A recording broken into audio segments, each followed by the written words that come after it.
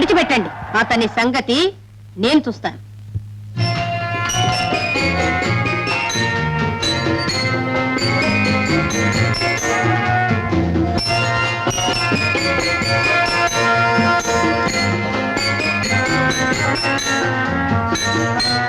కోటిగా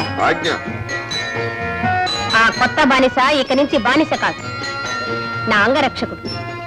అతన్ని సర్వాంగ సుందరంగా అలంకరించి ఈ రాత్రికే నా మందిరానికి పంపించు. చెప్తాం. ఏయ్, రాణి రణచండి నిన్ను సర్వాంగ సుందరంగా అలంకరించి పంపమన్నారు.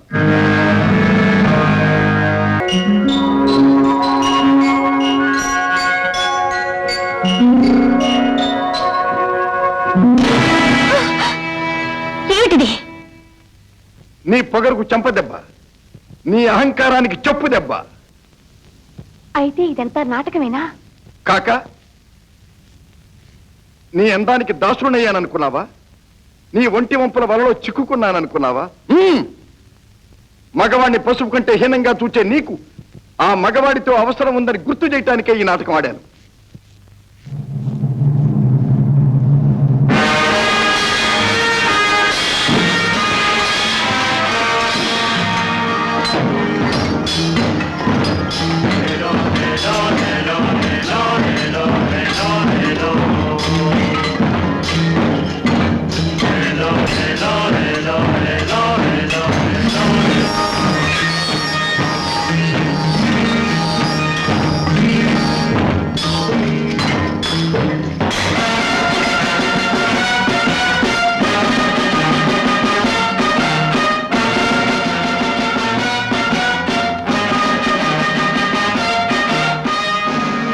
సింహపురి రాకుమారికి స్వాగతం, సుస్వాగతం.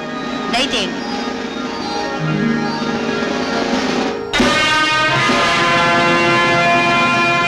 రాజకుమారి రాకరాక విచ్చేశారు. మీ రాకే మాకొక పెద్ద పండుగ. మీ రాక సందర్భంగా వేడుకలు జరుపుకుంటాం. ఏం చేస్తారు? నృత్యగానాలు ఏర్పాటు చేస్తాం. అక్కర్లేదు. పోనీ ఘనమైన విందు భోజనం?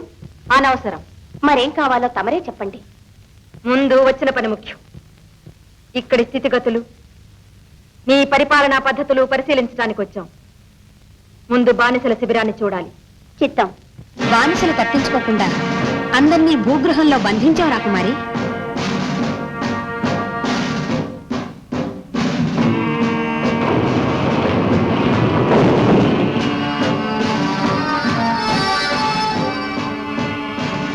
ప్రతిరోజు ఈ బానిసల కార్యక్రమం ఏమిటి? ఉదయాన్నే పనిలోకి వెళ్లే ముందు రాగి అంబలి. అంబలా? అవునమ్మా. తక్కువ ఖర్చుతో ఎక్కువ మందికి ఆహారం సర్దుబాటు అవుతుంది. పనిలోంచి తిరిగి వచ్చిన తర్వాత జొన్న సంగడి ముద్ద, ఓ పచ్చిమిరపకాయ ఇస్తుంటాం. రోజు అదేనా? చిత్తం. నువ్వు తినేది కూడా ఇదేనా?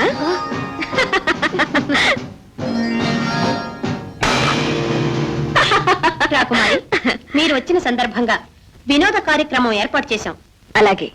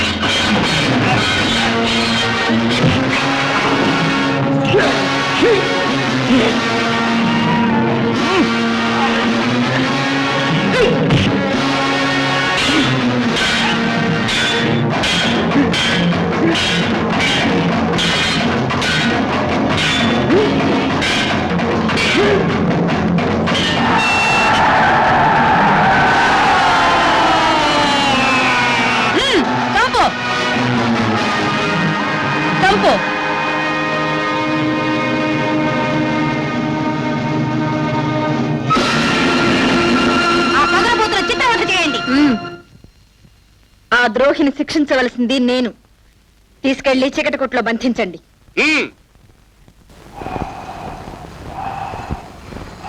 మీరంతా ఇక్కడే ఉండండి.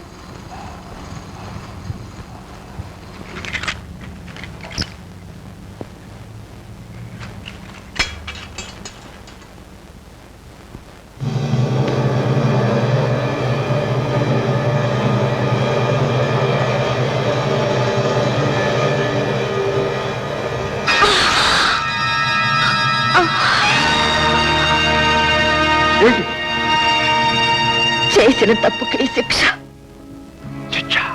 అవును, నేను నిన్ను మనసారా ప్రేమించాను. ప్రభువుల పరిపాలనపై నీకున్న ఆగ్రహాన్ని, పేద ప్రజలపై నీకున్న మమకారాన్ని అర్థం చేసుకున్నాను. నేను రాజకుమార్తెనని తెలిస్తే నువ్వు నాకెక్కడ దూరం అవుతావనని ఆ నాటకం ఆడాను. అంతేకాని నాకే ద్రోహ చింతన లేదు. నన్ను నమ్ము రాజు. రాజు, నన్ను ఇంకా నమ్మలేవా? నేను ఇక్కడికి వచ్చింది మిమ్మల్ని బానిసత్వం నుంచి విముక్తి చేయడానికి. అదెలా సాధ్యమవుతుంది? గుర్తుందిగా, రేపు మీకు జొన్న సంగటి పెట్టే సమయానికి మనం అనుకున్నట్టు జరగాలి.